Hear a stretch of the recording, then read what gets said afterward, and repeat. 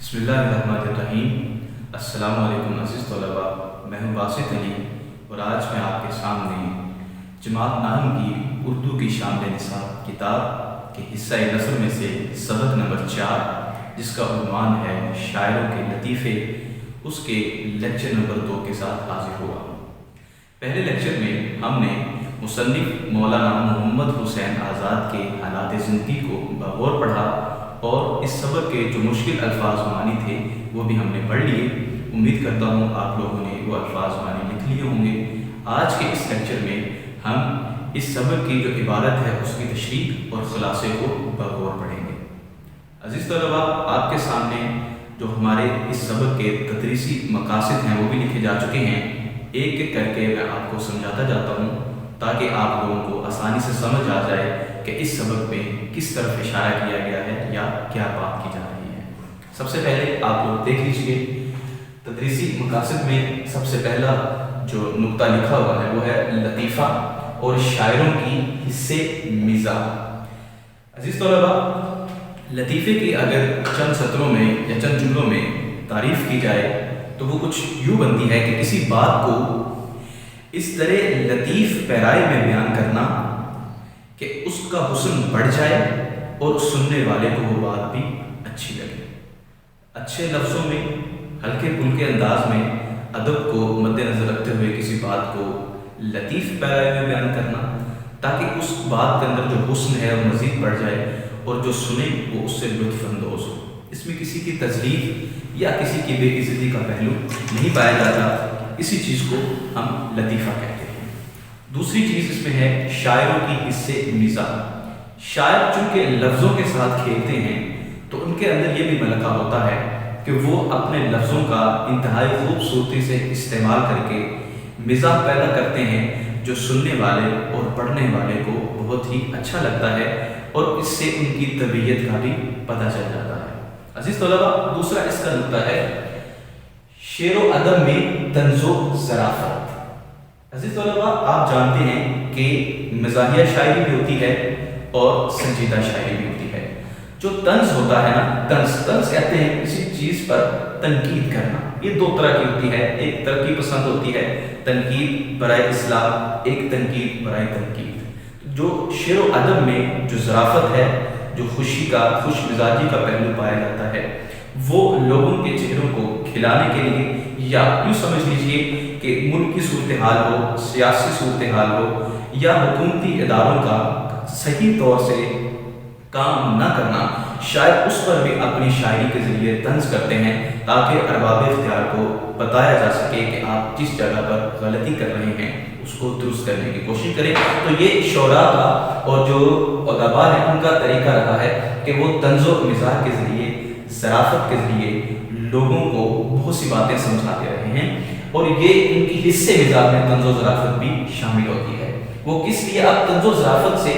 ہوتا کیا ہے جو اچھے پیرائی میں خوبصورت انداز میں کی جاتی ہے کہ آپس کے تعلقات میں رواداری، تحمل اور برداشت پیدا ہوتا ہے۔ جب کسی کے ساتھ مزاح کیا جاتا ہے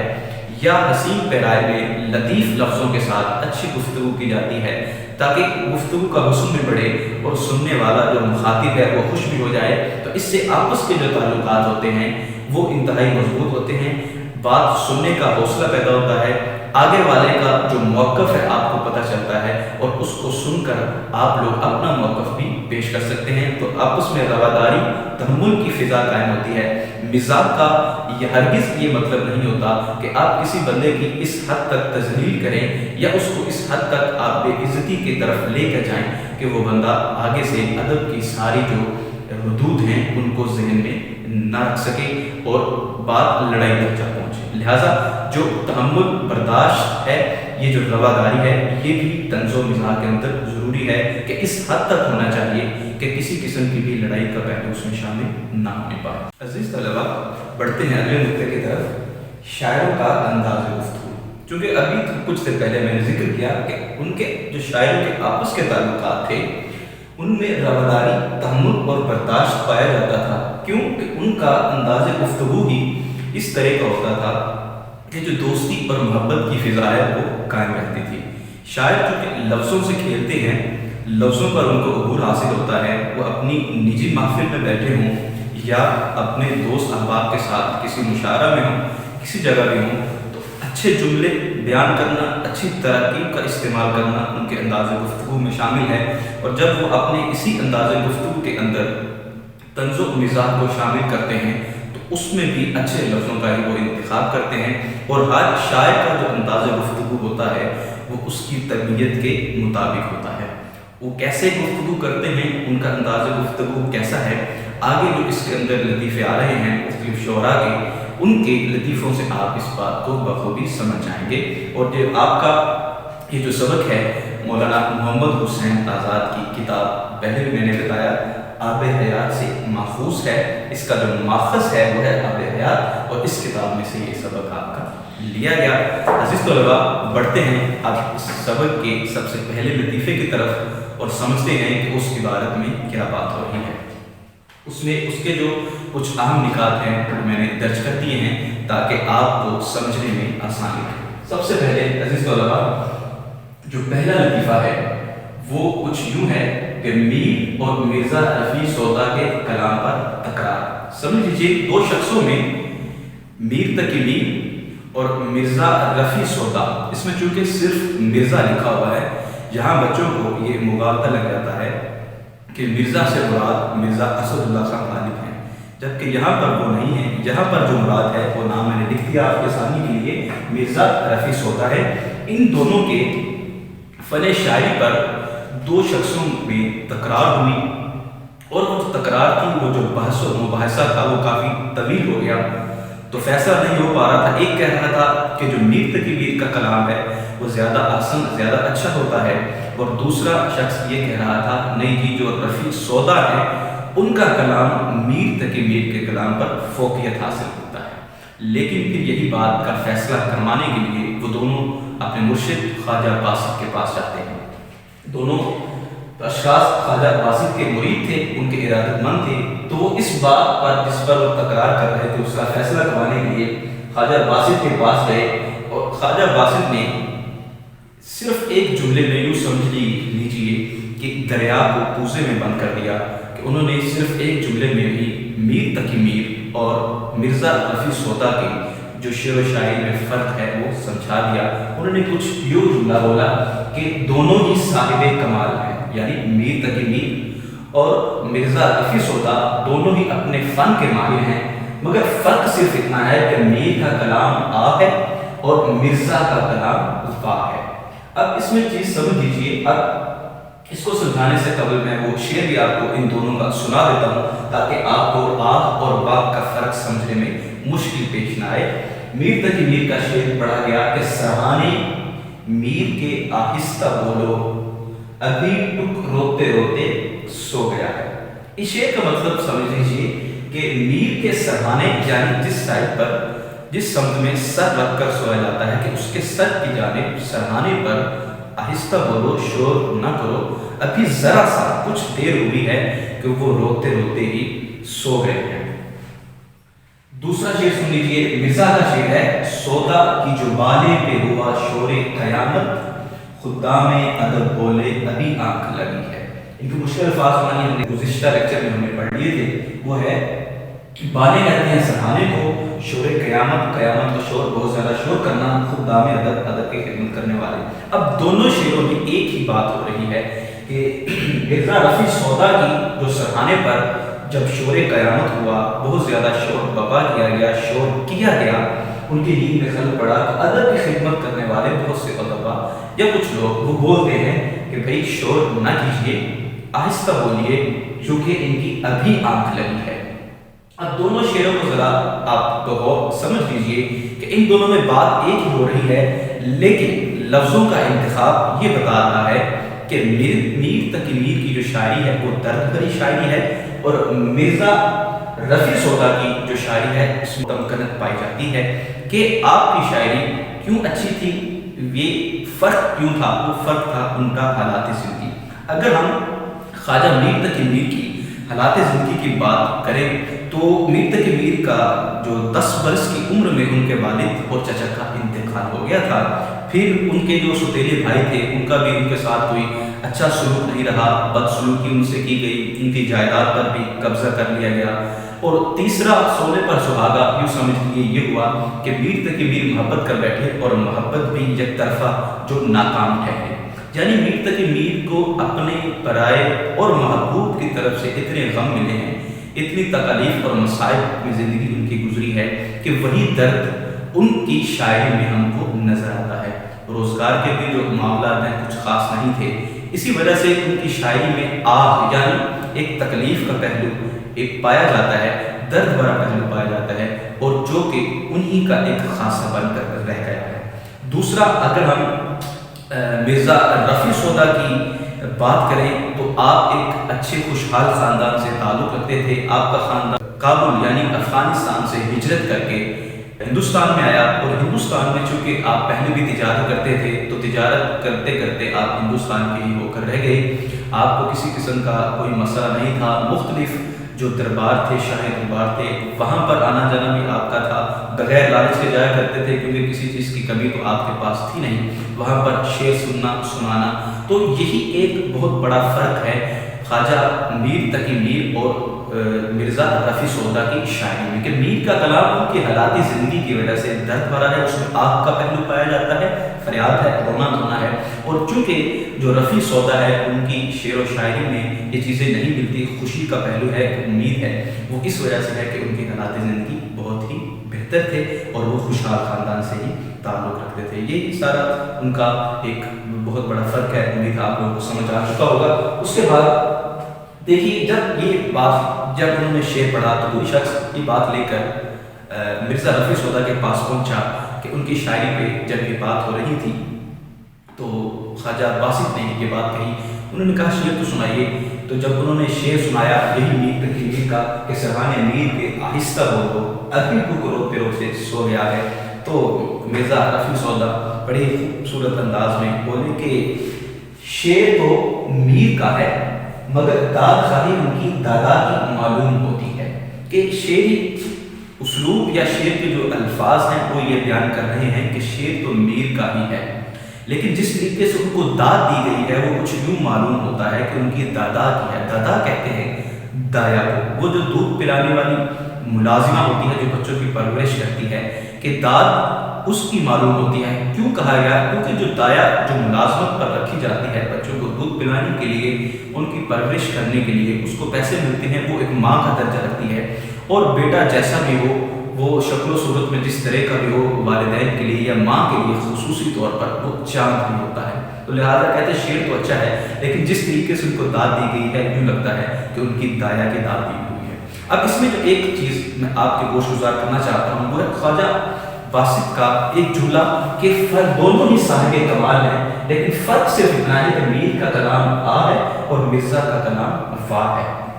دو جملوں میں انہوں نے ان دونوں کے حالات زندگی کو بھی بیان کیا اور شعر و شاعری کا بھی ایک جو بہت بڑا جو فرق تھا وہ بھی انہوں نے بیان کر کے رکھ دیا۔ اب ذرا غور کیجئے کہ یہ جو کتاب جس کتاب سے یہ سبق لیا گیا ہے تقریباً اس کو 1.5 صدی سے بیت چکی ہے، اتنی پرانی یہ کتاب ہے، اور یقیناً یہ جو جملہ ہے یہ کئی سالوں سے پہلے کہا گیا ہوگا، لیکن یہ جو ان کا بیان کیا گیا ہے ان دونوں شاعروں کے کلام پر، یہ ایک حتمی رائے کی حیثیت رکھتا ہے۔ خواجہ باسط کا یہ جملہ ایک حتمی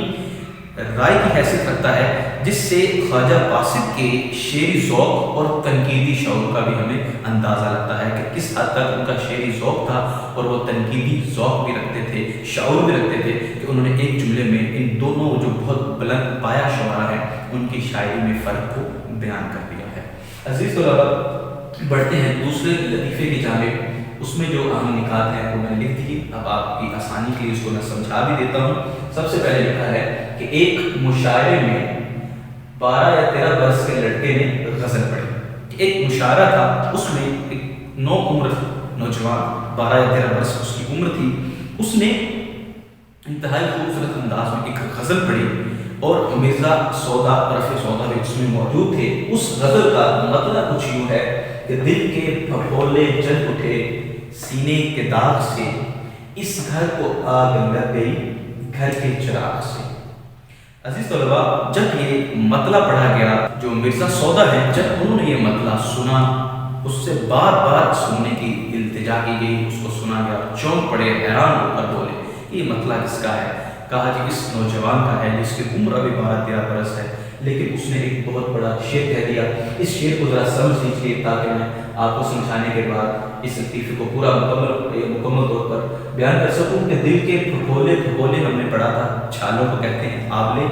جل اٹھے سینے کے داغ سے، اس گھر کو آگ لگ گئی گھر کے چراغ سے، کہ جو میرے دل کے جو زخم ہیں، چھالے ہیں، وہ میرے سینے کے جو اپنوں پراؤں کی طرف سے جو دکھ مسائل ملے تھے، جو زخم ملے تھے، انہی کی وجہ سے وہ جو میرے پھپھولے ہیں وہ بھی جل اٹھے ہیں، جلنا شروع ہو گئے ہیں۔ کس وجہ سے؟ کہ اس گھر کو آگ لگ گئی گھر کے چراغ سے۔ جب اپنا ہی گھر کا رہنے والا اپنا ہی جب بھیدی لنکا ڈالے، جب اپنا ہی نقصان پہنچاتا ہے، اس وقت یہ محاورہ میں بول دیا جاتا ہے کہ اس گھر کو آگ لگ گئی گھر کے چراغ سے، کہ اپنوں کی ہی دکھوں تکلیفوں اور مسائل کی وجہ سے جو میرے زخم ہیں وہ مزید تازہ یا زیادہ ہو جاتے ہیں۔ جب یہ مطلع خواجہ مرزا سودا نے سنا تو انہوں نے بار بار پڑھنے کا بھی کہا، سنا، اور ایک جملہ بولا کہ میاں لڑکے جوان ہوتے نظر نہیں آتے۔ اب اس جملے کو غور کیجیے کہ جوان ہوتے نظر نہیں آتے، جوانی کی ایک عمر ہے، لیکن بعض اوقات یہ ہوتا ہے کہ جو بچہ تھا اس عمر تو 12-13 برس تھی،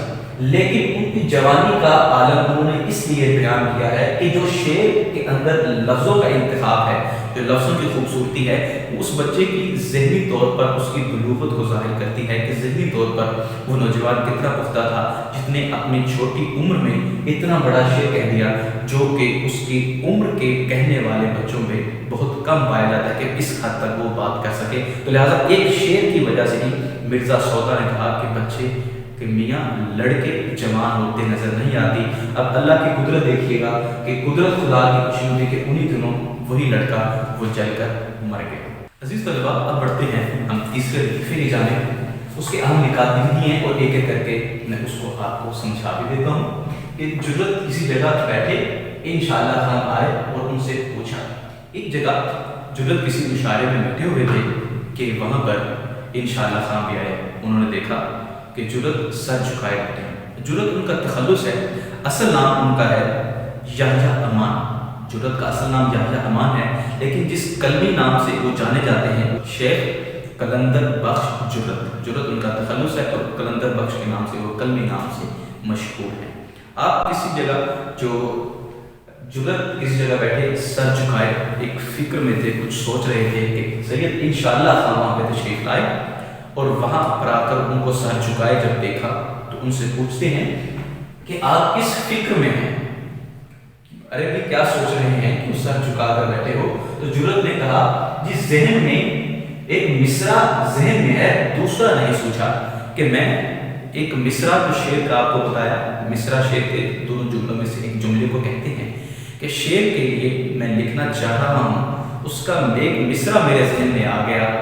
دوسرا ذہن میں نہیں آ رہا، سوچ رہا ہوں کہ دوسرا مصرع بھی اس کا ذہن میں آ جائے اور وہ مکمل شعر بن جائے، یعنی میری نئی غزل کا وہ مطلع بن جائے۔ اب ذہن میں وہ مصرع نہیں آ رہا تو انشاءاللہ خان نے کہا ارے بھائی مصرع سنائیے تو صحیح نا ہمیں، آپ نے کون سا مصرع لکھا ہے؟ لیکن جرت اس ڈر سے مصرع نہیں سنا رہے تھے کہ میں مصرع تمہیں نہیں سناؤں گا، کہیں یہ نہ ہو کہ تم دوسرا مصرع لگا کر اس شعر کو بھی اپنا شعر نہ بنا لو، کیونکہ یہ جرت بات بخوبی جانتے تھے کہ سید انشاءاللہ خان کا جو اسلوب ہے شعر و شاعری کا، یا